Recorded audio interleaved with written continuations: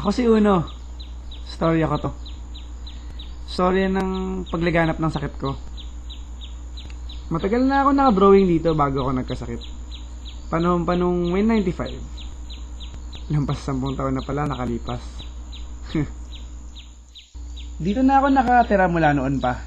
Wala naman talaga akong ginagawa. Sabi nga nung iba, palamuti lang raw ako. Kaya yun lang yung pinapaniwalaan ko. Kaya, galaw rito, galaw doon. Yun lang, pampalipas lang ng oras. Kakapagod rin ha. Malayo lakad to, kung hindi nyo alam. 300 pixel kada tapak. Dami rin nun, di ba? Yan, 3 tapak, 900 pixels. Nakakahingal rin. Kaya, hindi na rin ako masyado gumagalaw. Exercise lang para fit ko, no? Alam mo na, kung palamuti ka lang rin, dapat vain ka sa itsura mo, di ba? Ganito lang daloy ng buhay ko. Buhay ko bago dumating si Suriv. Nakilala ko nga pala si Suriv sa tabi ng bundok. Dito sa kaliwang bundok. Ginala lang siyang lumitaw. Parang puno na biglang tumubo ng 1 segundo. Ganun ang pasok niya. Siyempre, natural instinct kausapin ko, di ba? Hindi naman kasi basta-basta may lumilitaw dito hanggang dagdagan ng user. Eh di sabi ko, ano pangalan mo? At paano ka nakarating dito? Ako si Suliv. Hindi na importante kung paano ako nakarating dito. Basta ginawa lang ako para makarating sa loob-looban ng pinupuntahan ko. Okay. Ako si Uno. Nice meeting you nga pala. Aray! Ano yun? Sorry, napaaga. Ha? Okay, ang labo nun ah. Teka, palamuti ka rin ba? Siyempre hindi. Mukha bang palamuti itong itsura ko? Ang pangit-pangit ko, walang kabuhay-buhay. Bakit ba? Eh di ba pwede ka naman ganyang pinenta ng user mo? Wala, di mo na kailangan intindihin yun. kahit ang labong kausap ni Suriv, naging malapit rin kami.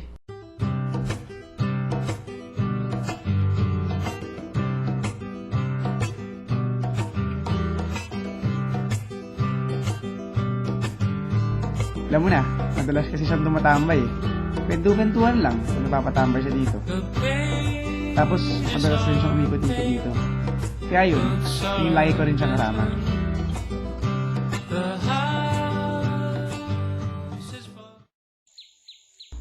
Kaso, minsan may panahon na bigla siyang mawawala. Nakakalungkot rin pag bigla siyang umalis. Kasi nasasanay ka na rin na may kasama eh.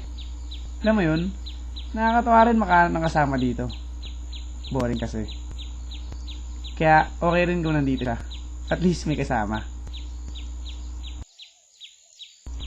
Kaso may isang araw. Isang araw na hindi ko makakalimutan. Hinawakan ulit ako ni Suriv. Nangyari ulit sa akin yung nangyari nung kinamayan ko siya nung una na yung pagkita. Unti-unti ako nangitim. At sa huli, Ano ba tong ginagawa mo? Aray, parang kuryente. Sorry, bakit mo ginagawa to? Ano bang kailangan mo? Sorry, Uno. Panahon mo na. Trabaho lang. Kung hindi mo alam, computer virus ako. Matagal ko nang minamanunan yung computer na to. Dito lang ako nagtatago sa larawan mo para hindi ako mahanap ng antivirus. Maalis ako para burahin yung mga nakalagay sa loob ng computer na to. At ngayon, panahon mo na. Hinulo niya kita, Uno, kasi alam kong baka hindi ko kayanin gawin sa'yo to. Pero trabaho lang talaga. Ginawa ako ng programmer para gawin to. Paumanhin, Uno. Paumanhin.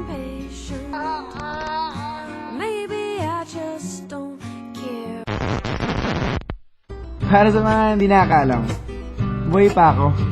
Siyempre may hininga pa. Virus yun eh. Virus si Suriv. Eh di siyempre, natural.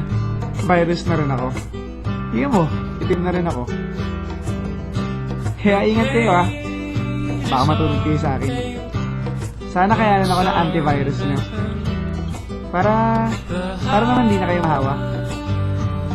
Story ko to Sana wag na mauwi po yun.